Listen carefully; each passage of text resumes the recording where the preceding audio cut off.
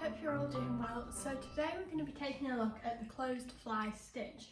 Now on the kit there's not that much closed fly stitch, but we've got one big bit left to do, which is this section here. We've got some lovely leaves which are all in closed fly. So Philippa has one of her tips in the instructions, and her big tip is to keep the couching stitches no less than 1/8 of an inch long to keep the angle of the stitches in that nice V shape.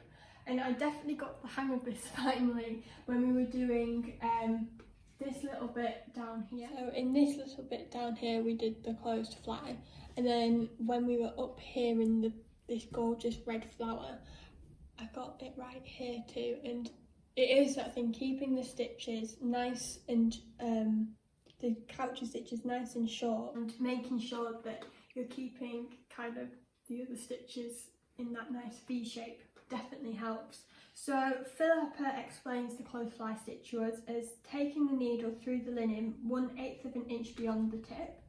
I always try and put my needle in just around here,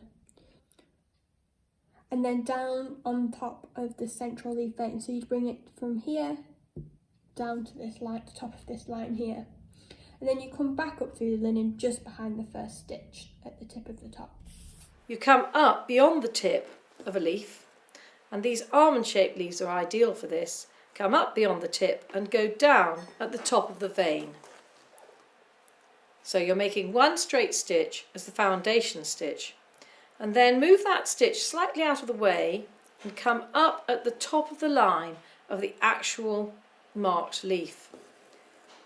Leave a loop hanging down and go down at the opposite line. Now I use my second finger to hold that loop out of the way, and then come up through the base of your first stitch and bring your needle down, dragging it towards you slightly, and just tension that stitch. So you've made a V shape with that second stitch. Now hold that down with a couch going down, so just one single stitch going down through the vein of the stitch. Now I like to come up behind each stitch as you work down this leaf, and that covers the edge beautifully. So just come up, it doesn't matter which side you come up on, one side, go down on the other, and come up at the base of that couch stitch and make another one.